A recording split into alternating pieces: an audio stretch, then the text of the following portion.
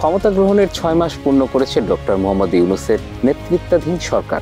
এর মধ্যে পতিত আওয়ামী লীগ ছাড়াও আরও বিভিন্ন রাজনৈতিক প্রতিপক্ষ তৈরি হয়েছে সরকারের বিপক্ষে।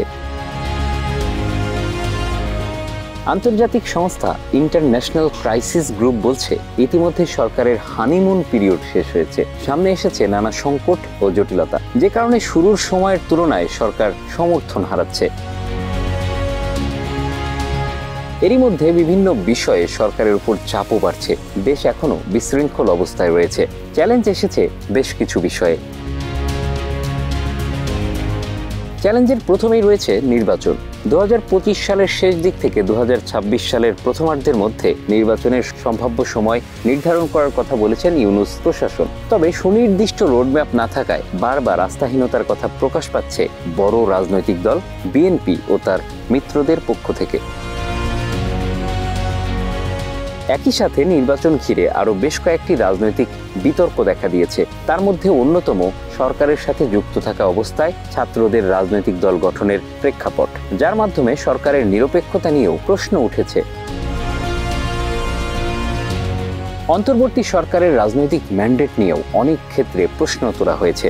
নির্বাচন কমিশনের ভূমিকা, পূর্ববর্তী নির্বাচনগুলি থেকে নির্ভরযোগ্য ও জবাবদিহিতামূলক করার চ্যালেঞ্জ যেমন আছে, তেমন নির্বাচনকালীন আইন শৃঙ্খলা রক্ষা কিভাবে কার্যকর উপায়ে হবে আছে সেই প্রশ্নও। এসব মিলে সরকারের জন্য গ্রহণযোগ্যতা ধরে রেখে নির্বাচন অনুষ্ঠান হবে একটি বড় চ্যালেঞ্জ বলে মনে করছেন রাজনৈতিক বিশ্লেষকরা। এই 6 মাসেই অভ্যুত্থানের পক্ষের রাজনৈতিক দলগুলোর মধ্যে বিভাজন, দ্বন্দ্ব আর অবিশ্বাস প্রকাশ্যে এসেছে। রাষ্ট্রপতি অপসারণ ও জুলাই বিপ্লবের ঘোষণাপত্র নিয়ে প্রথমবার ছাত্র নেতাদের সঙ্গে রাজনৈতিক দলগুলোর মতভেদ স্পষ্ট হয়েছে। আবার জামায়াতে ইসলামীর সাথে বিএনপির পরস্পর বিরোধী অবস্থান দেখা গেছে সরকারকে ঘিরে। বিএনপির পক্ষ থেকে অভিযোগ করা হচ্ছে, বর্তমান সরকার জামায়াতকে বিশেষ সুবিধা দিচ্ছে। জামায়াতের পক্ষ থেকেও বিএনপিকে আক্রমণ করে নানা বক্তব্য দেওয়া হচ্ছে। এছাড়াও 1971 সালের মুক্তিযুদ্ধ ঘিরেও রয়েছে আলোচনা আর বিতর্ক। মুক্তিযুদ্ধকে পাশ কাটানোর মতো অভিযোগও এসেছে বিভিন্ন দিক থেকে। ইউনূস প্রশাসন ক্ষমতা গ্রহণের পর বিভিন্ন সাংবিধানিক প্রতিষ্ঠান ও ব্যবস্থা সংস্কার কার্যক্রম শুরু হয়েছিল, যেটি ধীরে ধীরে ফিকে হয়ে যাচ্ছে। অন্তর্বর্তী সরকার সংস্কার কতটা বাস্তবায়ন করতে পারবে তা নিয়ে প্রশ্ন তুলেছে বিএনপি সহ কয়েকটি রাজনৈতিক দল।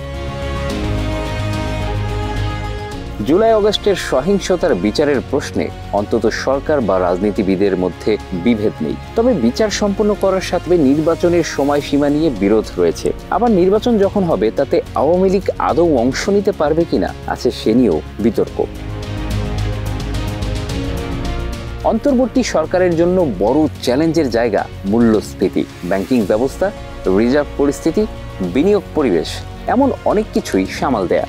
অর্থনীতি বা ব্যাংকিং ব্যবস্থা সামাল দেওয়ার চেষ্টা করা হলেও মানুষের উপর চাপ কমছে না।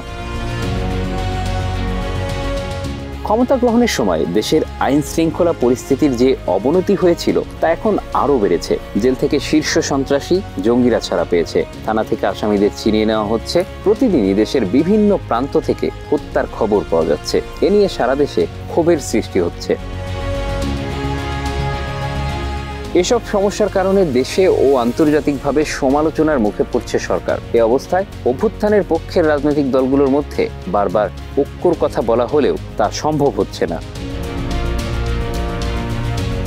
Bangla affairs news desk.